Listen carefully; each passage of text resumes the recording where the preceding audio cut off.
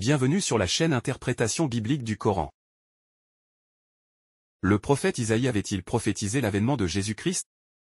Comment est-ce possible qu'un prophète israélite nommé Isaïe aurait prophétisé l'avènement de Jésus-Christ dans le chapitre 7, verset 14 de son livre? Comment peut-on en être sûr et comment faire pour vérifier cette prophétie?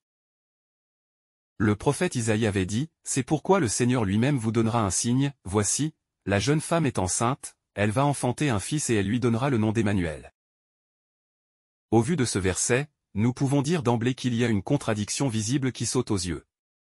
Le livre d'Isaïe parle d'un enfant nommé Emmanuel alors que les évangiles parlent d'un enfant nommé Jésus.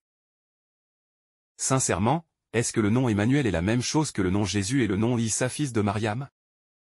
Est-ce que vous imaginez l'ampleur et la portée de telles divergences autour du nom de l'enfant? Il est Emmanuel dans le livre d'Isaïe, Jésus dans les 4 évangiles et Issa dans le Coran. Est-ce que ces contradictions font partie de la logique des prophéties? Est-ce que l'enfant du livre d'Isaïe est le même que l'enfant des évangiles? Que dit le livre d'Isaïe?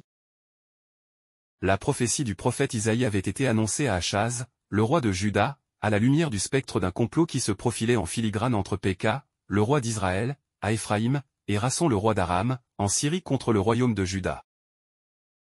À cause de la peur, Jérusalem se mit à chanceler comme chancellent les arbres de la forêt sous le vent, nous dit Isaïe. Pour rassurer le roi Achaz, le Dieu de la Bible envoya le prophète Isaïe pour dire au roi de Juda, « Prends garde et calme-toi.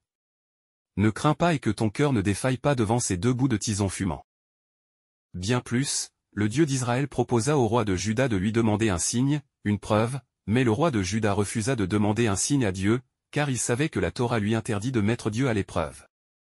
Cela nous rappelle-t-il pas l'exorde de la sourate La Preuve, Al-Bayina qui méprise les incrédules parmi les gens du livre et des associateurs? Il y est dit, les incrédules parmi les gens du livre, ainsi que les associateurs, ne cesseront pas de mécroire jusqu'à ce que leur vienne la preuve évidente. Un messager, de la part d'Allah, qui leur récite des écritures sacrées dans lesquelles il y a des livres de valeur.